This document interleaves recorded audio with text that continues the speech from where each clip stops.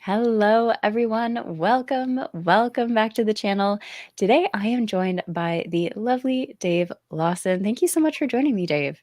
Thanks for having me. Absolutely. So, you just launched a book today. Congratulations. Thank you. It is so exciting. I bet. And you celebrated today. We're going to dig into all of it, but could you show us your book and tell us a little bit about it? The Envoys So, of War. I will get that right. The Envoys of War. It is a witty fantasy adventure. Um, I've called it a humorous fantasy. Um, I've had a few people say that I'm selling it short by calling it a humorous fantasy. But basically, it is a witty fantasy adventure about two characters, Jen and Corden, who are envoys, messengers for their kingdom, who are sent on a mission. However, the mission, it's fake. Jen is actually supposed to be watching Corden to see if he is a spy.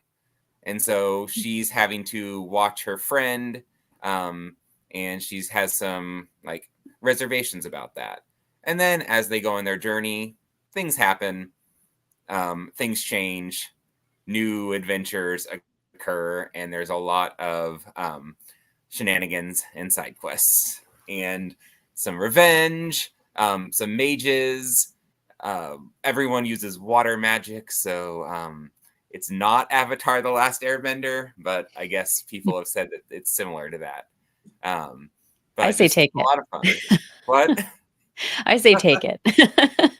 I've actually never really watched very much of that show. Like I've seen some Okay. episodes before. So, but just I think a lot of people have said it's a character-driven novel. A lot of focus on the characters. A lot of people have said they like the characters. I love the characters; they're my favorite. But I wrote the book, so I kind of have to like the characters. But just I had so much fun writing it, and I hope that people will have just as much fun reading it. I love it. So what do you hope readers walk away with after reading it? So I think the biggest thing that I would love is just readers finishing the book and saying, I had a good time with that. I enjoyed Mm, that. I like those characters. I would like to maybe read more with those characters. Um, I would say there are some like serious moments within the story, but I'm not just a like heavy hitting. You're going to be crying in this novel, right. and you're going to be emotionally ripped apart and like searching for something to like piece you back together. Like that is not who I am as a person. That's Right. not who I am as a writer. So I'm not expecting anyone to be like emotionally devastated. What I Okay. would so like it's not that type of book, but what I would hope is that people have fun, people enjoy it, Mm. um, and just walk away thinking that was a enjoyable adventure, and I'd love to read more. So it sounds like it would be a perfect read for me in between the dark and emotionally devastating books that I read. Yes, it's Nice more of a palate palate cleanser. cleanser type thing than a. It is not grimdark.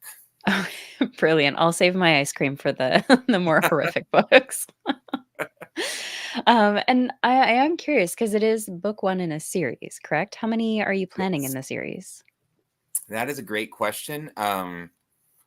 It really kind of depends because the way I've written them is they're kind of self-contained adventures with the characters, to where like this story here is like the main plot of this one wraps up at the end of it. It's not like it ends and there is now like that is the first arc of this 4 book series or something. It's more like this was this Right. first adventure. The next book is the next adventure, to where I could Okay. write as many as I want to. I would say Ooh, I start to lose interest in series after about 3 or 4 books as a reader. So I'm okay. probably looking at like 3 or 4 books. But I don't know if you've read like the Wistful Ascending Hybrid Helix Yes. books. Kind of, someone had mentioned sort of the similar style to those, with like there Okay. are characters. There is like the main story of that book, and then the next book I see. has another adventure with those characters, but it's not like, they are like cliffhanger at the end of one moving into the next type thing. They're kind of standalone-ish. I Yeah. don't think it would work to read like the second book of my series first, because you'd need the first book to know the characters and everything. But the Right. adventure is kind of a new adventure, and it's not. Michael J. Sullivan is another example with like his Royce and Hadrian Right.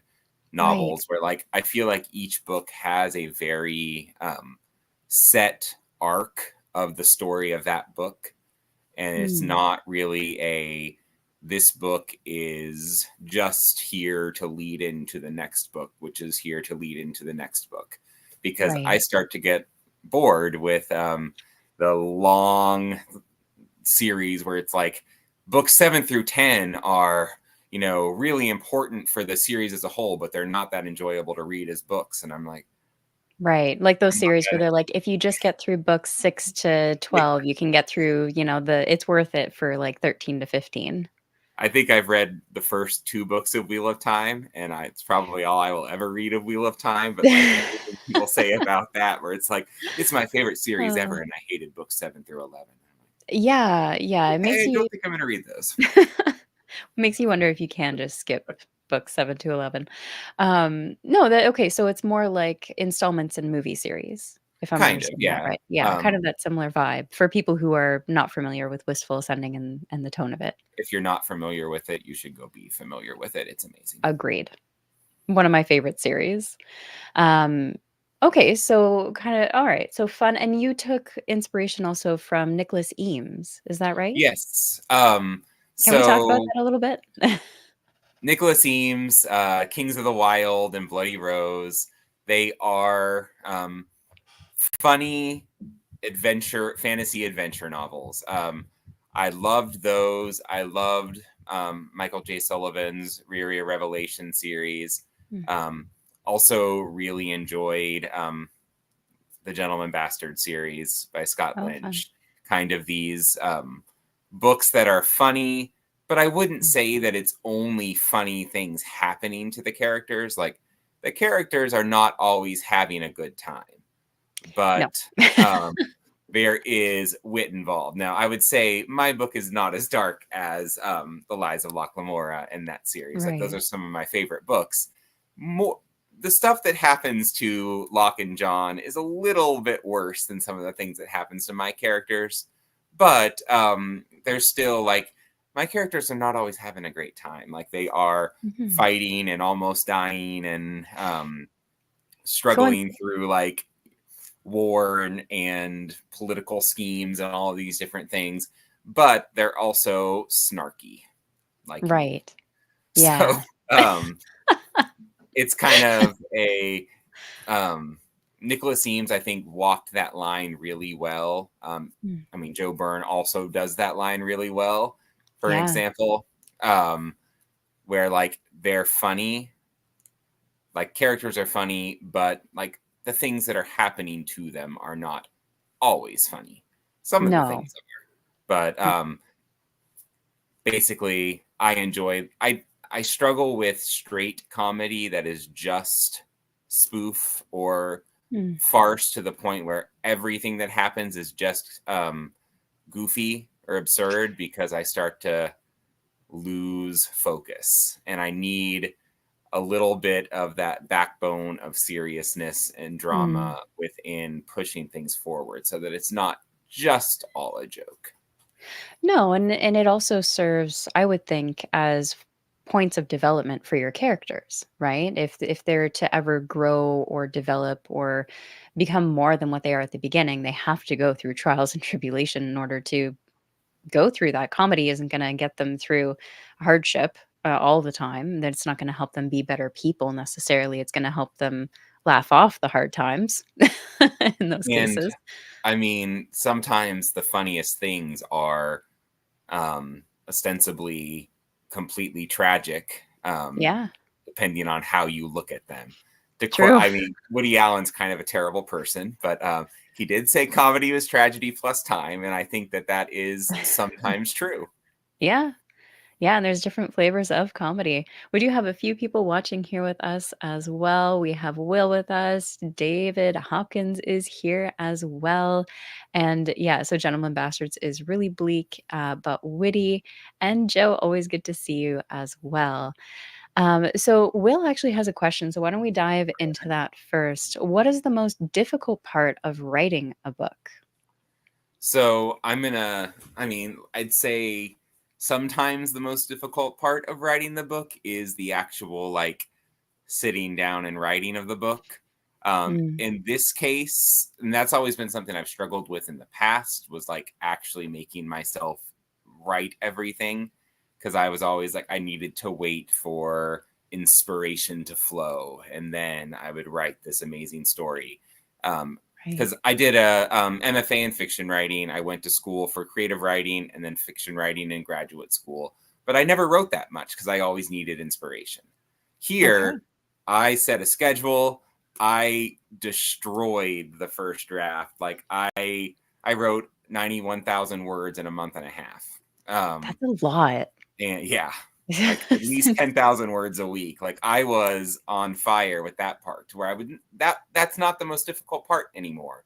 I would say the hardest part for me was going back through reading and trying to connect all of the little things. Like I changed this thing halfway through the book and I've got to go back and make Oh, sure I've caught every time that yep. changed in the every time it's mentioned earlier in the book, to make sure that the continuity is the same throughout. Like even in the first, I'd sent out arcs and there was this one little paragraph, and someone read it and was like, I thought this already happened a little differently. Like, and there were like these two little lines that weren't that, like, it was perfectly written, but it was kind of contradicting something that had happened like a half page earlier. And it's like, oh, Right. could have sworn I took that out. How did that get here? Delete. Yeah. So I'd say the hardest part for me was just trying to, um, in the revision process, make sure that everything had followed, like the continuity was there throughout. Just reading the book over and over again. So Um, I'm curious then, how many times did you go through to make sure you had caught as many of those continuity? oh Do my you gosh. have a number? Did you keep track? At least I read the, I mean, I've read the book at least 15 times. And the Oh, funny thing yeah. is, like, after that, I'm like, okay, I feel like I've caught most of the, like, um, Yeah. most of the proofreading errors and everything. And then it's like, hey, you have this word twice. Hey, you know, here's this thing that you need to fix. And I'm just like, how did I miss all of these things? I guess because I knew what it was supposed to say. Yeah. But like, man, I've read the book so many times at this point. I need to. So now I'm kind of like, I am not gonna read the book for a little while. No? Maybe I'll read it again in a few months, and then I'll be like, oh my god, I can't believe I left that. Look at this grammatical error. Look at this thing. But for right now, Yeah. the book is awesome. I'm not gonna read it for a little There you go. while. I'll read And it again later. enjoy the moment of it being out in the Yes. world and let other people read it. So, I am curious, just on that line, when it comes time to write the next book, do you think you'll be the type of reader that goes back to book 1 to catch up on a few notes, or have you got everything organized somewhere else where you can just go through the main plot points or the main issue points and then start on book 2? So I am kind of a planter of, Okay. I do a little bit of outlining, but as I write, things happen that change the way the story is going. So I don't just go in like, I don't know what's happening. I'm just going to write. But like I have an outline, but then as I write, I change things. And so Mm, sometimes half the outline is like, well, I don't know if that really um, like fits anymore. But I'm going this way with the story, and now I've got to change the outline because I'm going this way instead of the other way. So I have an outline of what I know is going to happen in book Mm. 2, but as I write it, it's possible that some little things are going to change just on how it's working as a story. Right now I'm writing a prequel novella about one of the side characters set like 12 years in the previously, and he's a sort of a funny mercenary type guy who he's been sort of a fan favorite, and I really like him. And he was one of the last characters that I wrote in the book because he doesn't really come into the story until a bit later because they don't meet him until they get to one location, which before that he's been at that location, so he's not really been available for them to meet until this point. But his name is Right. Cork. He's a um, big old guy with an axe who just likes to drink ale and fight. Our favorite, you know. Kind of like my main character Jen, who people have said is an alcoholic because she really likes her wine. But she also really likes her sword. She has named her sword Meralda, which the name Meralda, I came up with the idea to name the sword this because it is the name of like my wife's great great aunt. We Okay. found it in a book like last Thanksgiving or Christmas at her grandmother's house. And we were like, we've never heard this name before. And then I started writing it and I thought, I'm going to give this sword the silliest name ever. Let's Oh, go with Meralda. oh, that's I fantastic. mean, forget like the, Lightbringer or, Yeah. some kind of like really epic name. No, your sword is named after like a woman from the 1800s in Arkansas. There you go. There you go. There could be a further backstory to that. We don't know yet. That's for another book. Yes. So we have a few more folks here with us. We have Tim. Welcome, Tim. He says, congrats. We have Brighton here with us as well. Always good to see you, Brighton. And we have some love for Cork. Oklahoma. Welcome, Yes. Russell. I feel like it's Russell has always those read characters. what has read the book and is a fan of Cork. I feel like it's always those like military, hard but soft kind of characters that end up being favorites for a lot of people in terms of side characters. Like the old gruff mentor kind of idea as well. David here says, I'm good friends with a trad editor who says she reads every book she publishes 10 times. And so That's much. that's a lot. I would love to know how much time she has to read it 10 times because I feel like I would not be able to read it and edit it fast enough, right, for a deadline. So, let's talk about, your own reading for a minute. All I'd right. love to know when did your passion for stories begin? When did you start reading, and what was it that made you realize, like, "Hey, this is nice. I like reading." So when I was little, like under the age of 5, we had this book called Read Me Another Story. And it was this Mm. big, like, anthology of children's stories. And my mom would read me stories from that all the time. From my earliest memories, they're basically my mom reading to me. And so I loved books from an early age. When I was in kindergarten, I was reading at like a 7th grade level. So I Wow. was already like reading full on like chapter books and Good not, on you. the little like, and then my dad is a history professor. Um, Okay. and so we had a lot of historical fiction. Hmm. I read the Odyssey in 2nd grade. Um, Cool. so basically, from an early age, reading was my favorite thing to do. Alright, And well, yeah, I my have a mom and question for that dad after. both like really helped. They both read a lot, and so Mm. we had books everywhere. My mom read to me when I was young. Like my dad and I would talk about the books. My older brother is a history professor like my dad. Wow. We would read a lot of the same books to where we both fell in love with the Count of Monte Cristo. Beautiful book. And like read the abridged version whenever we were in like elementary school. And then I Right. think he got, my older brother got the full big, Yes. 1100 page version. And we both read that. And I was like, this is the best book I've ever read. Yeah. And it's still my favorite book. I have a really fancy copy out in my living room that my wife got me a few years ago. Ooh. I'd be curious to see what kind of edition it is, because And they come out with some beautiful ones, and that's a wonderful book.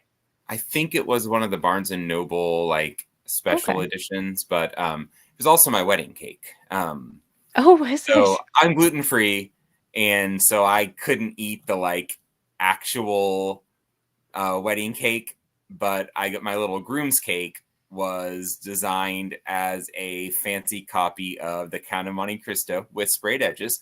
And That's it was the fantastic. gluten-free cake, and it was absolutely amazing to where I can say that I ate my favorite book. That's very few people can say that. That is absolutely wonderful.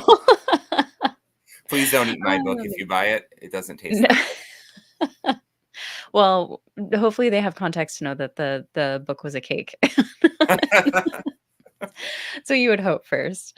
So you started young. I am really curious, as a parent to a young child, what do you think helped to build that passion? Was it your mom just reading to you? Was it just seeing your parents reading often, just exposure to it at a young age? So I would say like my mom read to me all the time. Mm, And then she definitely, both my parents encouraged reading. My mm. mom was always reading, like Jane Austen is her favorite. So she was Yeah. always reading Jane Austen. And then we would watch the Jane Austen miniseries over and Okay. over again, to where like I have seen the 1995 Pride and Prejudice miniseries at least 30 times. Um, Wow. and like the witty banter back and forth in that is something that I think has probably influenced kind of how some of my characters talk as well. Like Right. they're definitely kind of snide and witty the same way that sometimes those characters kind of go back and forth with each other. Yeah. So like that's something I'd say my mom and dad just they were reading, they loved reading, and it's just something that I fell in love with Mm. because I think everyone around me was doing that as well. Yeah, And so you're I love it. that's I teach English now, so like, I yeah. teach high school English and I force kids to read books they don't want to read. So have you applied any tricks to help the experience with your students in terms of And getting them a little bit more interested instead of, feeling like the book is being shoved down their throat? what I would say is that like it doesn't matter No. no matter what you read in Mm. school, if it's something that they're required to read, they feel like it's being shoved down their throat. Yeah. Probably the most successful thing I've ever done was getting kids to read other books that not the one that was required for class outside Yeah. and enjoying those and beginning to read. I do Mm. have a few students who have bought my book. Oh, that's And exciting. one of them has started reading it, and she's in one of my drama students. So we were off at regional. We were off at regional one act competition this last week, and Yeah, I'd given her copy of the book a few days early because she'd like that's pre-ordered sweet. it from my website where I've been offering like signed copies. And Yeah. so I brought that to her, and she read the first chapter, and she was like, if anything happens to these characters, I'm suing you for emotional damage. So I feel like I that's mean, a yeah. from a reader, that is a compliment. Yes. So that's wonderful to hear. I always love hearing that students get involved with their because there's I've interviewed who is it, Mike Roberti, Yeah, also an Mike's English awesome. teacher, and he had a similar experience where he had a student read one of his books and was like just so excited to talk to him about what he had written. I would think that's like an author's dream, right? Or one of the goals anyway on the list. However, if they hate it, then Then you they see graduate them next year. all the time. You can't just be like, you didn't like the book, don't talk to me. You're like, oh my god, I see this kid in class every day and they hated my book.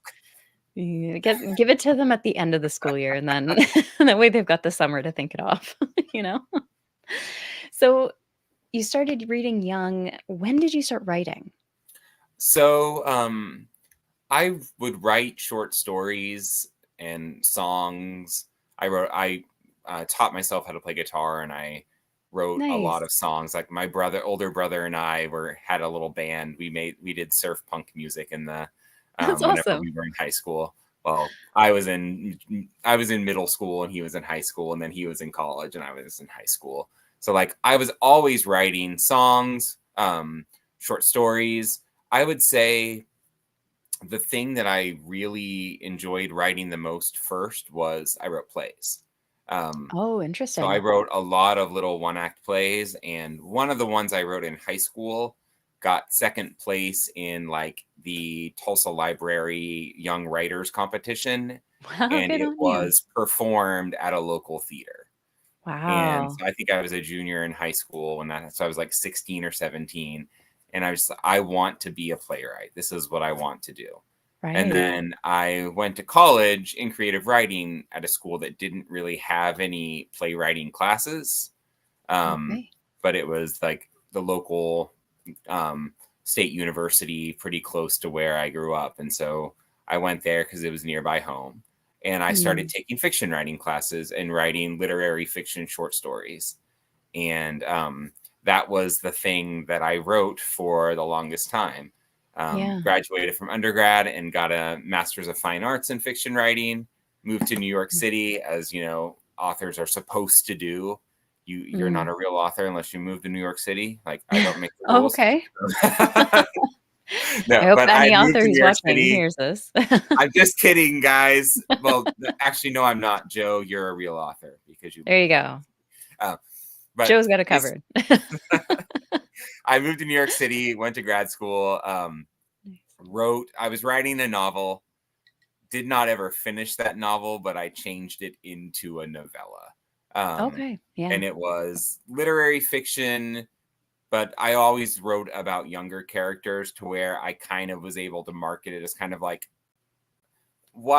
it wasn't really YA, but it was about teen characters to where like in a way like John Green was an author that I read a few of his books as I was like trying to find publishing. I thought, well, I feel like he writes in a way that's not super young adult, but his Right. characters are 17 and 18. So I thought maybe I could Mm. try to market it as YA.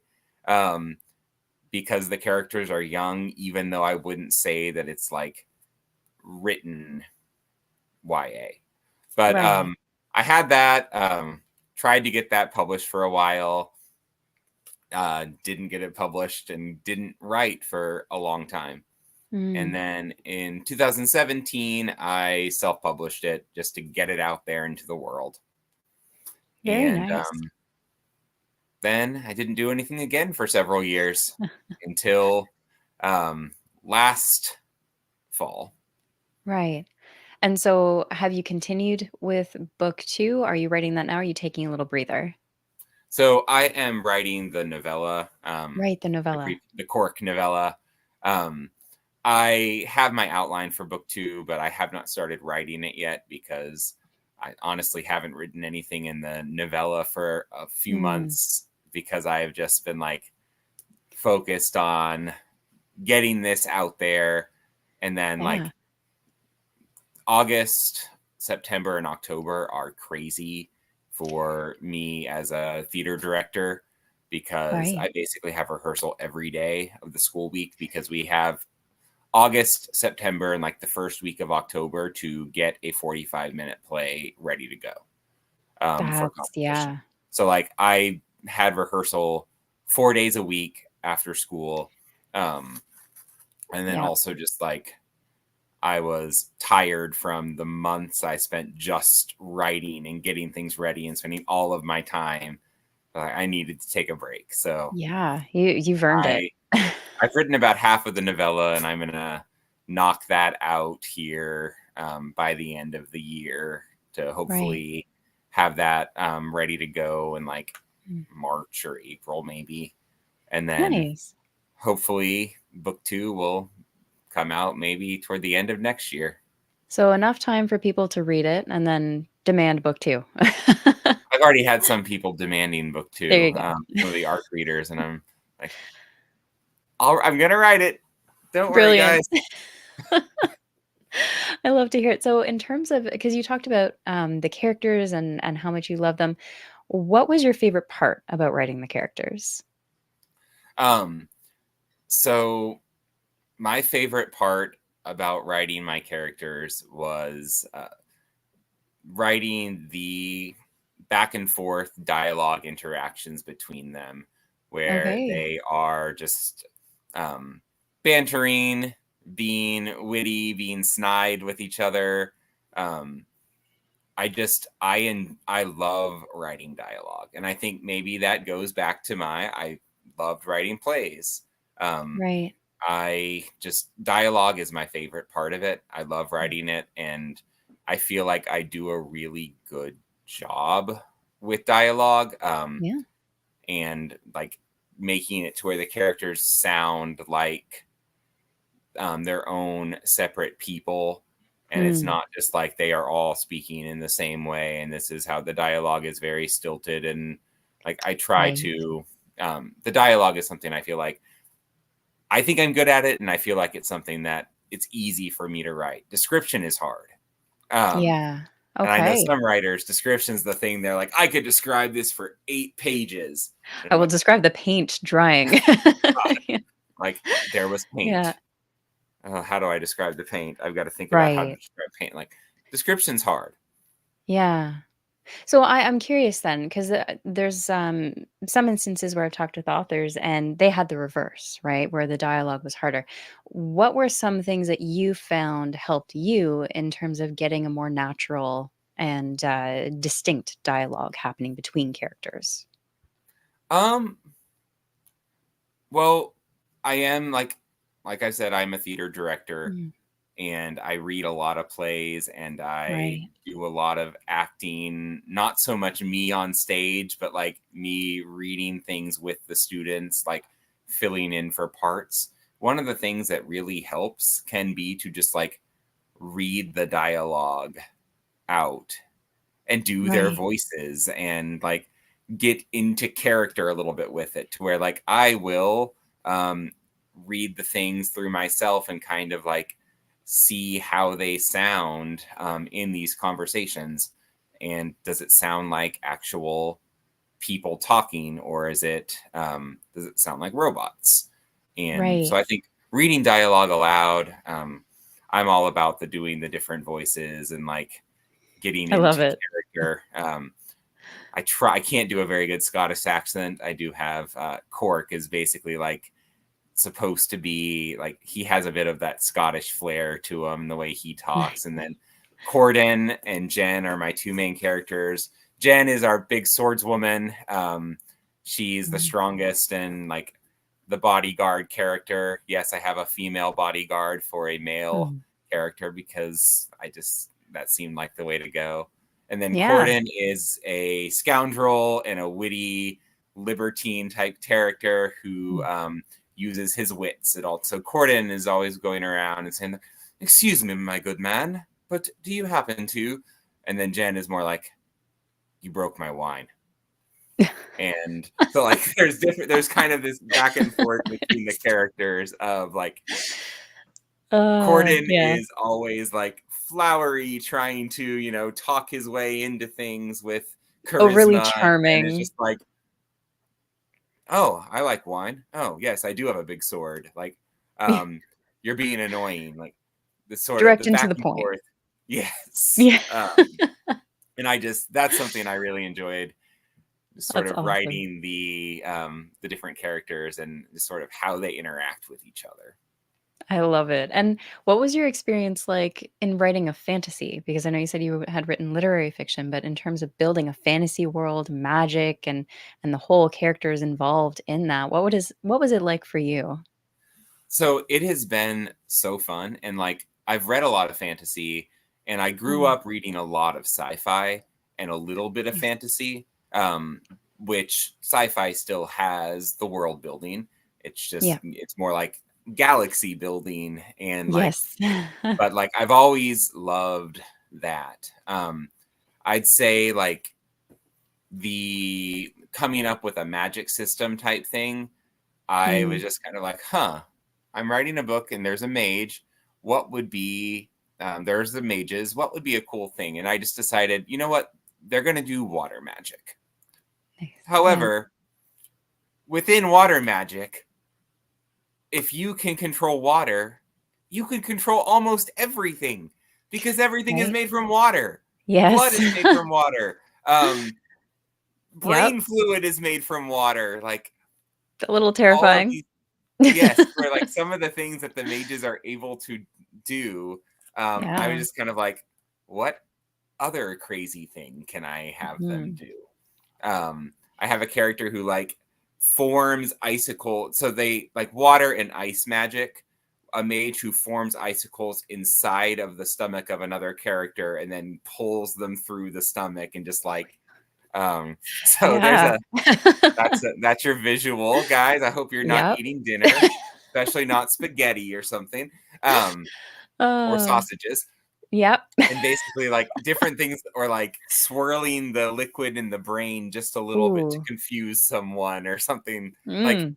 Yeah. water magic, it's not just about Yeah. like moving waves. And then I created the ship captains have to be mages because the seas are incredibly rough, and the only way Right. that they can really sail across the seas is to have mages to like use their magic to calm the waters and push the currents to like send Yeah. the ships where they're supposed to go. So I just had a lot of fun, just kind of like, what other crazy things can I do with this?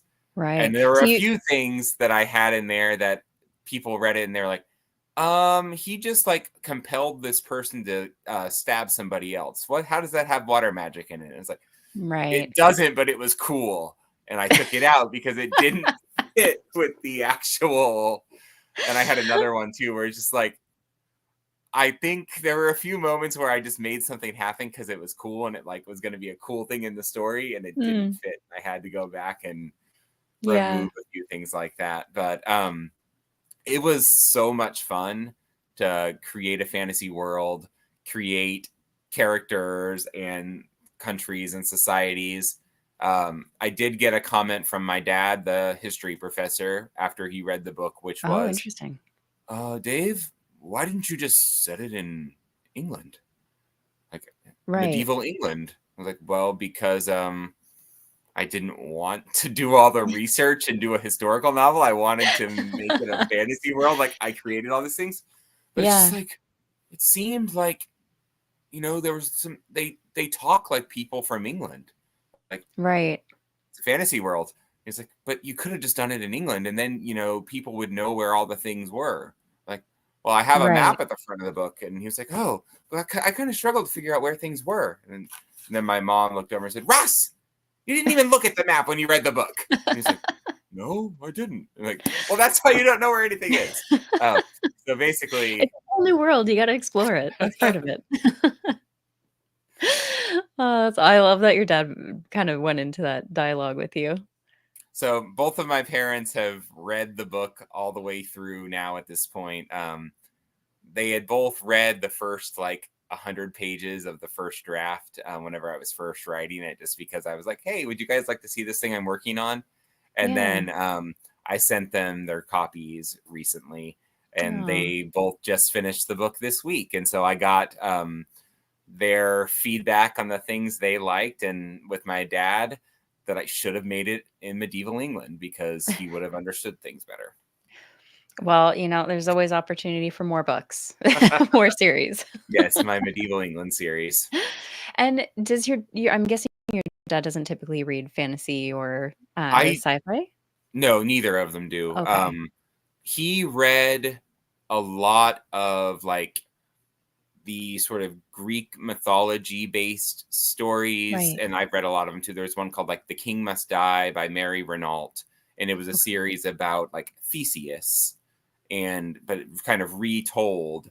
And like, so you had some Greek mythology based stories, and there was or like folklore related series that maybe had some fantasy, but I don't know that he has ever read an epic fantasy. Well, I'd say And that's huge my then. mom has never read an epic fantasy at all. And she definitely had a lot of questions like about how things worked and like what mages were. And because I don't think she Right, had ever, if she had ever heard the term mage before, she didn't know what it meant. So like, but right. they both liked the characters, and you know, I guess parents are supposed to say that they like your book, but I mean, I've talked to some authors where they're like, "Yeah, my parents won't touch the book," you know? So, that's good that they gave it a try even though it wasn't their typical genre that they would read. And I mean, it kinda makes sense too when I first delved into fantasy and had to learn the world, I had no idea there were maps. When when I first started reading them, I'm like, "Oh, you just read, you don't check the front, you don't check the back, you just read the book." I will say that rarely look at the glossaries or like Mm, the list of characters, just because, especially if it's at the front of the book, I'm just like, yeah, this is too much. I can't deal with this right now. I just want to read the yeah. story and get to know the characters. And It's a good then maybe if reference. I'm like midway through and I'm like, I'm trying to remember who this is, maybe you flip to Yeah, the glossary at the back or something. But yeah. I can't do the whole like reading an essay at the beginning about the things. I need to be in with the characters. That's understandable. And so I think for me, I like the more character focused stories because Mm. I want to fall in love with the characters and get to know them and spend some time with those characters in that world, and not so much read a treatise on how magic works in the world and the history of the world first, and then read the book. Yeah. It's enjoyable to learn about it through context as you read, and similar to you, I use the glossaries as reference when I'm like, "What kind of creature was that again? Which one was it? There's, like, 30 different monsters in this."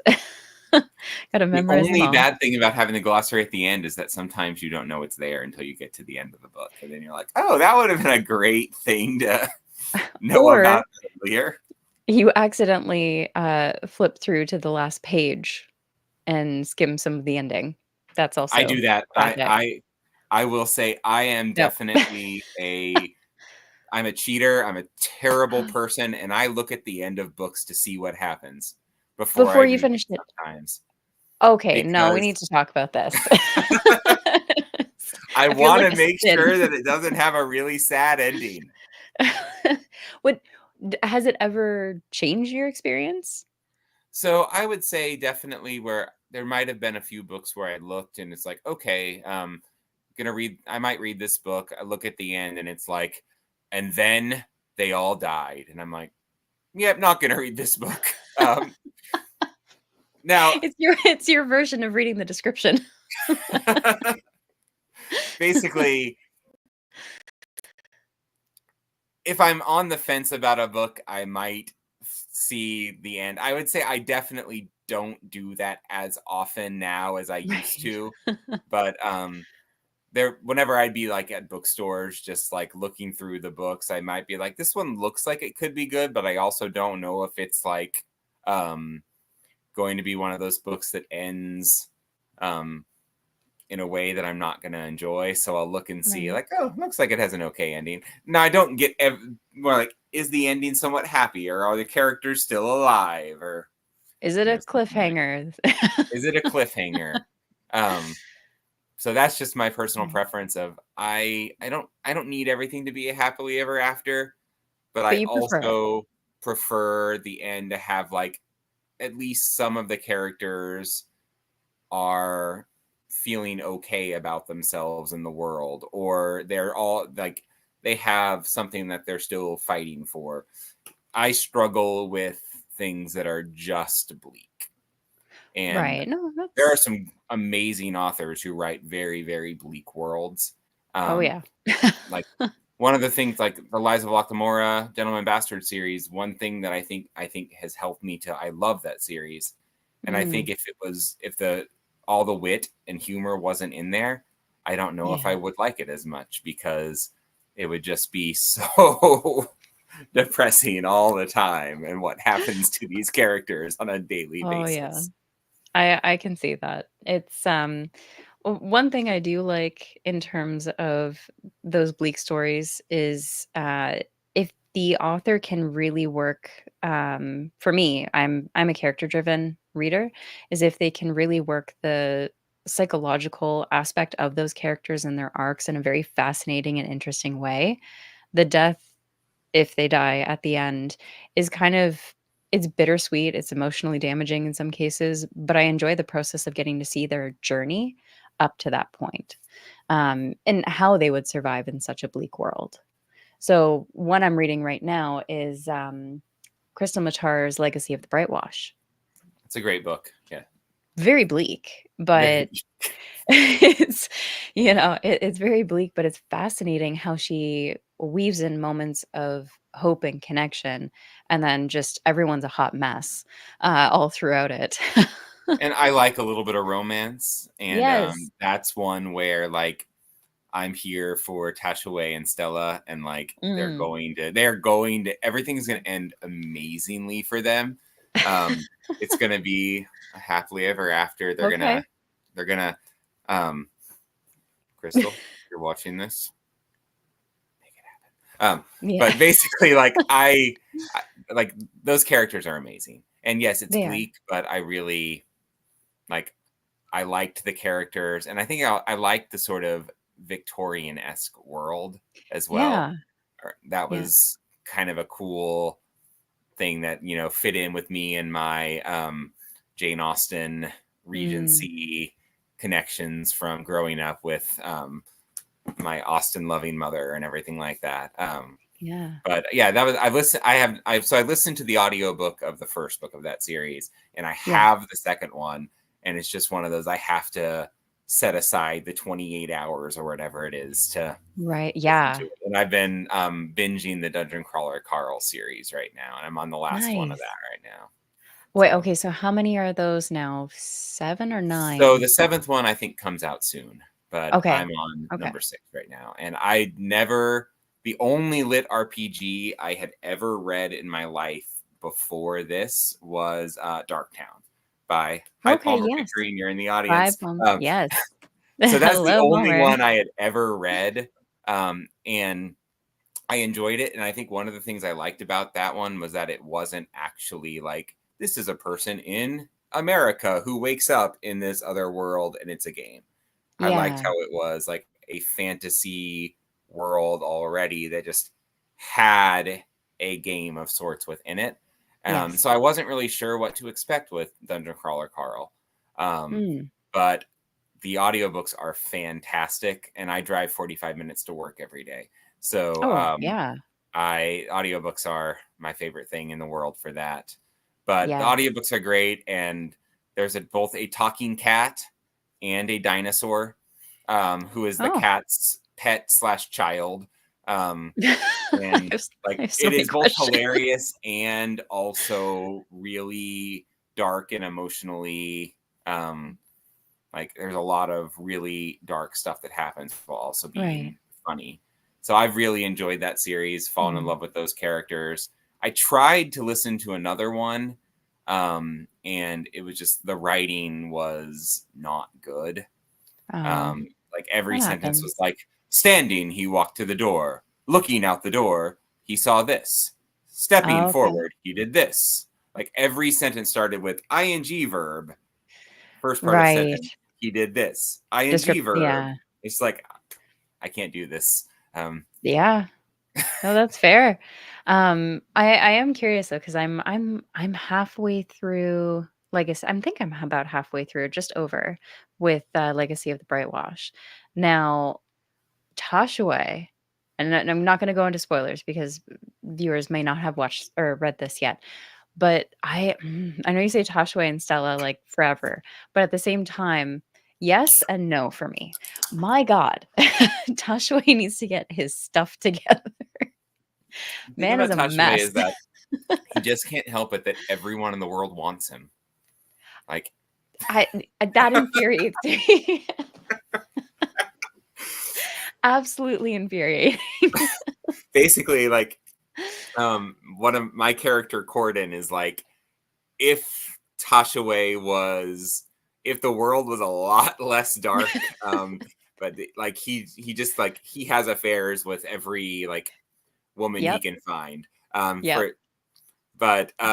Basically, uh, those characters are fun because they Oh, yeah, are just kind of a hot mess, they are. and I yell hot at messes Tashway more than are I have fun to any read other character. about. Ishmael must be protected at all costs. So yes, all the love, like Cinna says here, all the love for Ishmael. I would Um, say the character that I thought was the most annoying was Jason. Um, okay, interesting. just kind of like this kid's. I Bit didn't really mopey, care that much about angsty, him, and that might just be maybe that's the teacher. I mean, like, oh, stupid kid. Um, angsty teenager. but Tashaway and Stella and what's the name of the girl? Ilya? Stella's daughter. Oh, Stella's daughter. She's Oh, the I can't greatest. remember. She's also my favorite character. She's sweet. Um, and I Yeah. like Yulia actually. She's, Really? I mean, is she a good person? But Nope. she's, I like how she's such a schemer all Right. around, like just scheming the entire time. And she has this husband who's horrible that she can't stand, and she's just using her Yeah. influence to do what she wants anyway. Try and drive them away. Yeah. So I am really curious then. What is it that you love about romantic subplots in stories? What makes them worthwhile and enjoyable? So it might be back to my like, growing up watching and reading The a Jane lot Austen. of Jane Austen and things like that. Yeah. I also in college, I went to college for creative writing, but I minored in film studies, and Okay. I studied 1930s and 40s screwball comedies.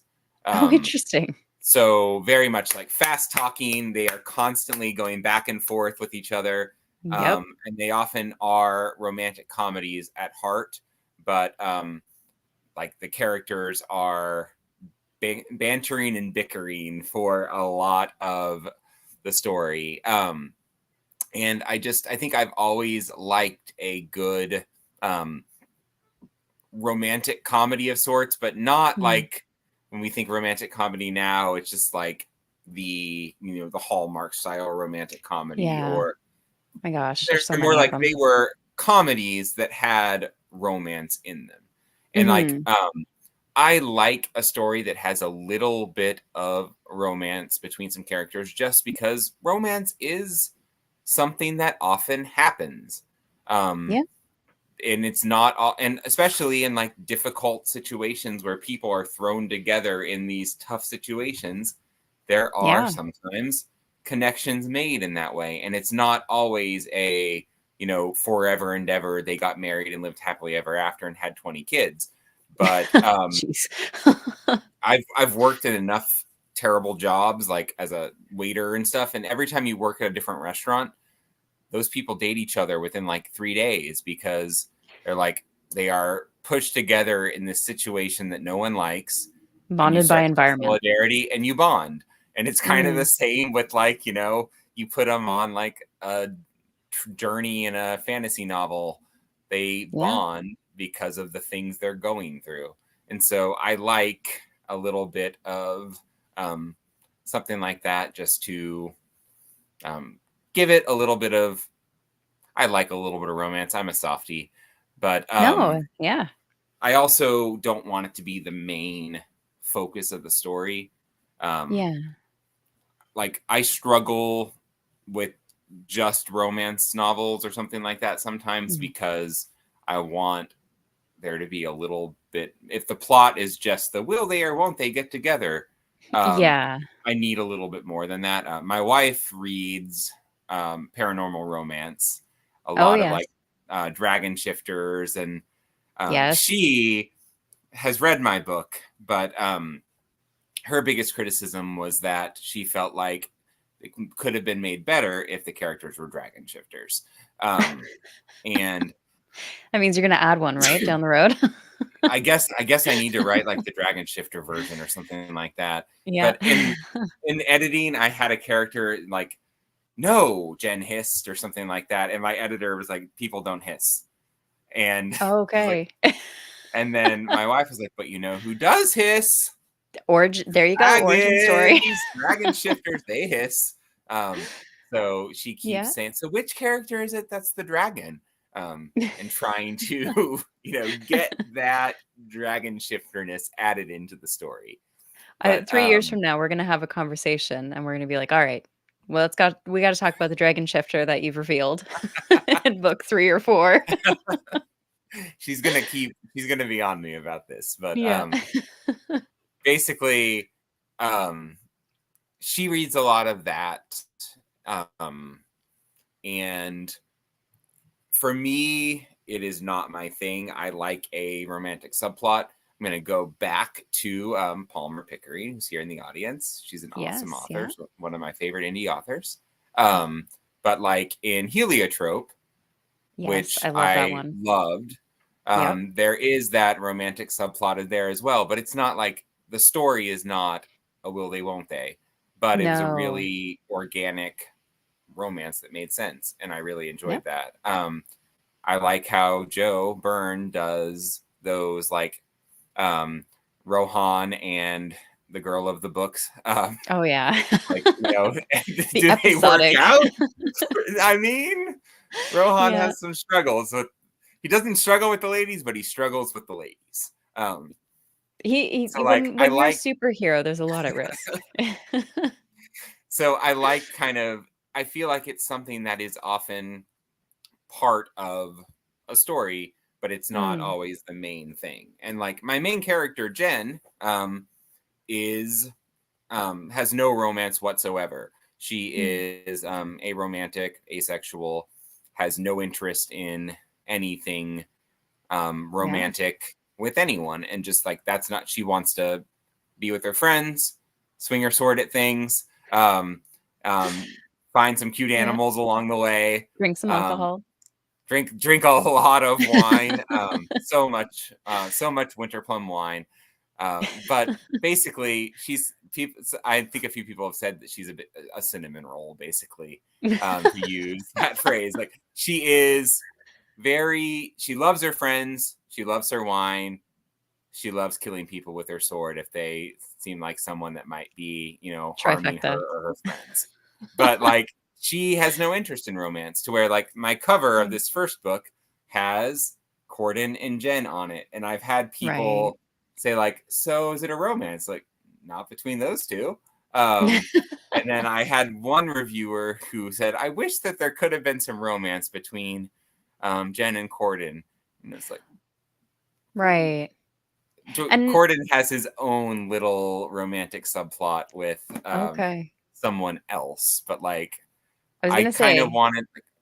I like a little bit of romance, but I don't want it to be the whole story. Is here are these two characters that get together. There was a TV show called Warehouse 13 that I really liked, and there was a okay. male and female main character, and they bickered with each other all the time, but they were kind of like brother and sister-ish. Okay. And Yeah. then no one wanted them to get together. And then Right. like the show, the last few seasons weren't very good, and then like the last episode they got together and the fan base just revolted. Oh, They're like, no. absolutely not. Like there are all of these other characters that we have, said that we liked them with, and you're putting Yeah. them together when they're basically like brother and sister. This is a weird. Um, and that's kind of how it is with like Jen and Corden to me. Like Right. I could never. They're friends, but And like that's the I could line. never see anything beyond that with them because they're absolutely not compatible in the romantic sense. So I think because I read the description, and Corden sounds like the type of man who is a scamp with the ladies, where Exactly. he gets run out of towns by the husband, kind of thing. How I gotta know, what was it like for you writing that kind of character? Who's, basically at the end of a pitchfork of all the husbands. So The funny thing about it is that I like to talk about how Corden is basically me, not with how he acts in that kind of way, but like his, a lot of his wit and sense of humor It's gonna put is that in very fine print. much me. So I've joked about like, he's one of my favorites, and he has a lot of like my wit and sense of humor. My wife read the book and said Corden's annoying, and I was like, Right. he's a lot like me, and she was like, yeah. Oh, Um, no. no, I just basically she doesn't think I'm annoying, but she thought Corden was. Fair. But he was so much fun to write because he is Yeah. just this chaotic, all over the place character who's just like trying to get what he wants in whatever way he can get that to happen. Right. So very much all charisma all the time. And then one thing I like about him is that he kind of starts off like that, but he does care about Jen. Maybe he starts to care about some other people, and he does mature a little bit as a character because Okay. I'm all about that character development. And he still can't go back to those towns. I mean, he probably could. He'd just wear a disguise and pretend to be someone different. There you go. There's the theater in there. One of the reviewers at SFFI, which I am a reviewer for, and I still Yes, really struggle to say the name because I try to say SFFFI with 3 F's and there's only 2 F's. I could see Um, that. but Jonathan Putnam, he read it and Yeah. he called it Dave's theater kid novel, um, and said basically it was me. He's like, "Yep, you wrote a book about a theater kid," because Corden like is just using disguises and accents and pretending to be all these different Yeah. people to try to get into different places. And yeah, he's a theater That kid. that's awesome. Well, I have to bring up Tim's comment here. Dave is a scamp. Dave is That's what he's saying. Dave is a really nice guy. Don't listen to what the secret scribes say. There you go. We're going to talk about that in a second. I just want to say some thank yous and gratitude for people joining us. Greg Terrell is here. Thank you so much for joining us. And they say, I really like the way Dave implemented the magic system. We've got Derek Bailey in here as well. And Palmer, of course, we've seen and talked about some of her books. We've got Cinna in the chat with the Ishmael love. He's not a hot mess. He's just tragic, but a light. That's how I view Ishmael. And then we have Lantern Valley here as well. Welcome. Good to see you. So you, like you mentioned, you're part of the SFF Insiders and the Secret Scribes. Can you talk about both of those? What are they? Should people be following? The answer is yes.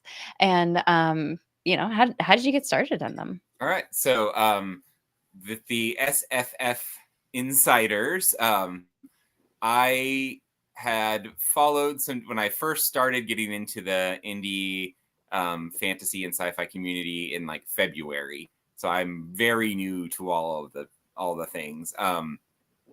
I had joined the Discord. It was called the Page Turners at that time, Yes. and had connected with a few people there. Bo Kelly, who probably a lot of you, if you're here, you Yep. probably know Bo. He runs that. He's an awesome dude. Some of the other people there that I met in that community have been great, and I started doing some reviews, kind of like guest review type things for them once they started their own blog. And then after a little while, I joined up as a reviewer for SFFI. It's a great community. If you're looking, there's a full Discord, lots of different channels, lots of really cool people. It's where I met some people that I have gotten really close with, like Nick Alexander, NJ Alexander, Yes, he's fun. Greg, who's here in the chat, who's now in the Secret Scribes with me as well. Jonathan, a lot of other really cool people that hang out in the SFFI Discord. I said it right that time. I am There you learning. go. And then the secret scribes, what happened was, so the break-ins exist, and they have a lot of really cool authors, and they've like done really well. And I think Josh Walker had like put out a post at one point saying, and he's also an SFFI guy as well, and a great guy who just had a book come out. You should read his book. Agreed. But he had made a post on Twitter saying something along the lines of, I encourage everyone to find their own little community, because like the break-ins had been such a great thing for him. And I'd seen a few like people making jokes about like, we should start the breakouts, or we should start the broke downs or something. And I thought, I actually want to start a group. So I put out a thing and said, like, Josh makes a great point. Who would be interested in starting a little like indie fantasy author group? And several authors. Rob R.E. Sanders and had been talking to some people like already about like how he wanted to do something like that. So he saw my thing and joined in. Sean O'Boyle, Greg Terrell, who's here in the chat, Bill Adams, Damian Francis. I think L.N. Bayan. Yeah, well? Lamia Yeah, is Lamia. amazing. She joined up. I know all of them. It's just my brain is not working. We can just say check the link in the bottom and go check out for yourself. They're awesome. Rachel R.A. Sandpiper is one of my favorite new writers. She writes like romantasy, but it's very like it's not just about the romance, but like it's been amazing. We have our little group where we can kind of hype each other up and provide feedback and support. And I like to joke about how Lamia is like pulling us off of ledges all the time, whenever like metaphorical ledges. We're like, oh my God, no one has bought my book for 3 days. I'm a failure. And she's no. Wake up. Yeah. You're fine. It's okay. You're good. So like basically it's a support group, a writers group, a hype group, a place for us to help each other market things, a friend group in general. Like it is the best thing that I have done besides writing the book. But the best thing I have done in terms of like finding my people, my community, has been starting that group. And getting to know the people in that group. And I really think anyone who's watching this, if you're a writer and you don't have that kind of group, I say start one, and you might think, well, that's kind of hard to just like start a group. I literally just made a post on Twitter. And people came. And I've been on Twitter for like 3.5 months at that point. So I didn't, I don't think I even have 2,000 followers right now. So like, it's not like I am just, super popular and everyone in the world sees my stuff all the time. Like I made a post and I found my people, and it's been an amazing thing. So if you don't have your people, find your people. Love it. And you never know, right? You put it out there. What's the worst that can happen? People say no. No one answers. And you're like, well, I guess I'll continue to just be myself. But if you don't ask, right, you don't find out. You asked, and now you have this wonderful group of friends and authors that you can, call your colleagues, what have you, support, and just people that bring you down when you're panicking that you didn't sell a book that day. It's important to have people like that, especially when I would imagine, with creative processes like writing, because it can be, I would think, very easy to get stuck in your own talks, your own mind, just your own ideas. And it's a lonely process if you're doing it on your. And I definitely have a lot of imposter syndrome. Not just about writing, but just like about, I think, things in general. My thought is always, what if I'm not good enough? What if I'm not? And so like with writing, that has been the hardest thing, is just trying to, fight off that anxiety and fear that, what if it's terrible, and what if I'm really like not any good, and like it's been good to have people like, no, shut up, you're fine. kind of, Those are the people who love you. yes, shut up, get over it, you're fine. And not like, oh no, you're perfect. They're like, get over it. Stop it. You're Just okay. stop. You're doing fine. People like the book. You've gotten reviews. Those people Yeah. like the book. Like, you're okay. I need that sometimes because I definitely get into my head of like, Yeah, thinking the anxiety takes over.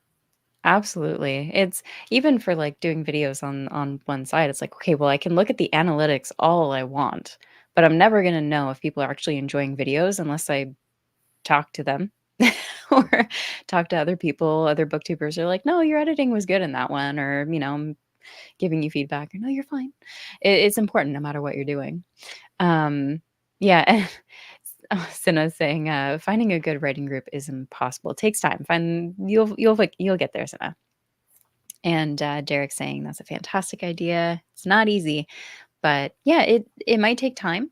But I say keep trying if that's something you're really looking forward to being a part of, because those things I would say are worth finding and waiting for if you get the right folks in your circle. So I know we're over the hour mark here, so we'll wrap up with some final questions. I do want to open the floor to the live chat if they do have a question for Dave here before we close out. But Cinna says editing. We're supposed to be editing these things. That's just one stage of many. Oh, editing. So, like while we're waiting for any questions to come in, there are a lot of aspects of what you do in terms of writing. You're an English teacher. You have education and literacy. You've done, theater. I'm really curious, what keeps you motivated? What keeps you going? Because I know you talked about that inner voice, the sabotage, and apart from having people in your corner, if there's no one in your corner, if you're having a day where you don't have that feedback, what is it that helps motivate you to keep writing, to jump back in? You're exhausted. It's been a long day. Hmm. It can be hard to find that motivation. And it's one of the things that I have definitely struggled with in the Mhm. past is like finding the motivation. What has helped me a lot recently is I made a spreadsheet and I set up a schedule and made myself write even on the days whenever I was tired and didn't feel like doing it. And that Wow. has really helped me to like get things written. You give Um, no quarter to yourself. No mercy. I was pretty, I made myself do a lot of writing because I had like, I'm going to get this done by this day. This is how much I need to get done today. Um, Right, and I don't know if I burnt myself out, but I definitely kind of needed to take a break after getting this book done. So right. I've been kind of, haven't done too much writing recently, but I am planning to start back up here soon now that this book is released and Yay, congrats. out Yeah, there it's in the late. world. But it's definitely like I love my characters and I love writing characters. And so I Mm, think there are parts of the writing process that I don't love. Like I said, description is hard. Um, yeah, but I love yeah, creating characters and Tim, I did that on purpose. I've actually yeah. been like holding that in for like 20 minutes. Um, I just and I think I am a little bit of a performer Right. with the whole theater background in that I do want people to read and talk to me about my books and like Mm, interact with me. I do want to come on shows and yeah, talk and perform. I'm not, and I think for some people it's where like they write the book and then it's like, all right, the book is out there and um, marketing's hard. I don't like marketing. Marketing's fun. yeah. But and I've talked to a lot of other writers who are like, "You're a monster. I can't believe you like marketing." You Um, just immediately get labeled as the monster. like marketing's fun.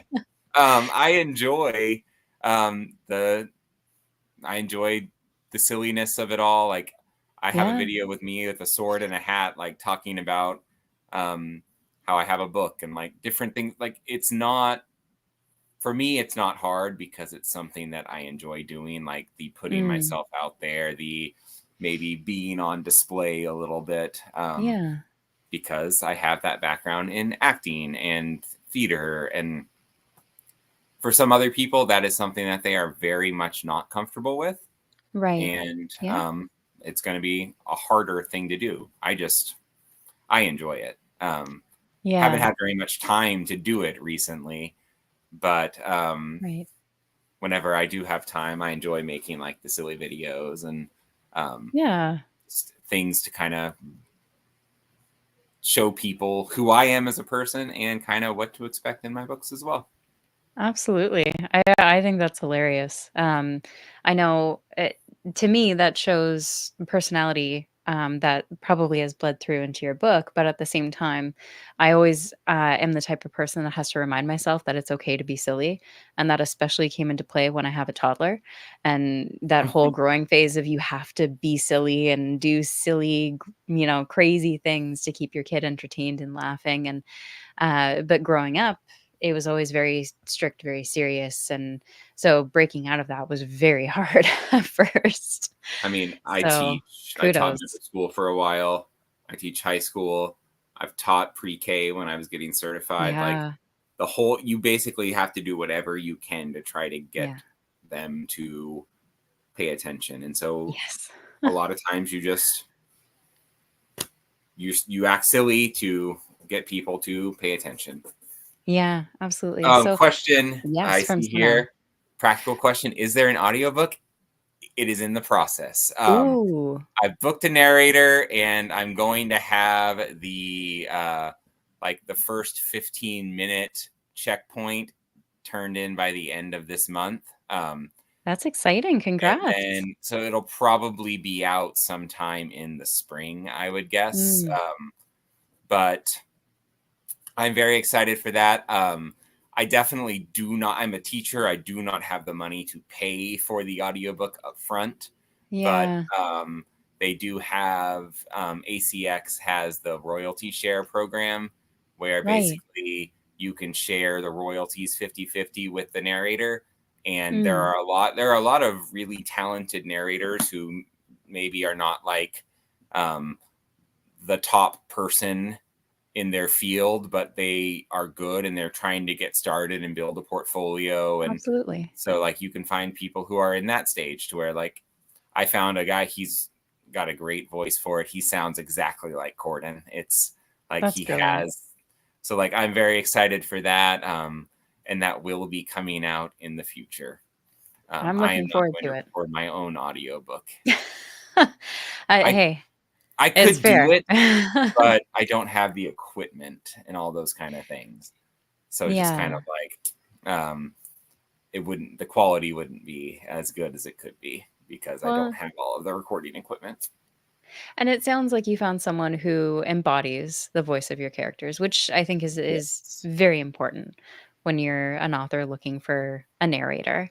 You And want of course the he's British because I mean all the best audiobook narrators are British. I'm sorry, it's just the truth. I will agree. I do have a bit of a bias towards the but it's not set in England. Um, It is not set in England. If my dad is watching this, you're wrong. There you go. So, how thank you so much for joining me for this chat, sharing so much about your writing, your experiences, and just the silliness and the laughs. Those are always appreciated. Where can everyone find you, follow you for updates, and of course, the links will be in the description ahead of time too. So I am on Twitter and Instagram as D Lawson author. Um, I guess I'm on Blue Sky as well. I think I created one like 3 days ago. Like Oh, I'm hey. because people are doing that, and I'm like, I Yeah. guess I can have another app. Um, and I think I'm on Threads, but that's through Instagram. And I have a TikTok, Yeah. and I think that's also D Lawson author. Um, Mm. And then my website is Dave Lawson Author, because that couldn't be the same as everything else. But I sell like signed copies on my website, so if anyone is interested in that, you can go there. The book came out today and it's on Amazon. I need to set up Ingram Spark so that I have the option for it to be available for like bookstores and libraries and stuff as well, but I haven't done that yet. But yeah, anyone, I would love to connect with anyone who wants to, talk to me more. Anyone has any questions about the book, anyone who, if you have read the book and you want to talk to me about it, please do. I love to talk to people. If you can't tell from this interview where I talked a lot. No, it's fantastic. I always say your passion shows. That's all it is. Your passion shows, and that's so important. Thank you so much for joining me, for chatting with me, and on all days, the release day. So go check Yeah. it out, folks. You can click buy now on the Envoys of War. And until next time, folks, as always, take care of yourselves.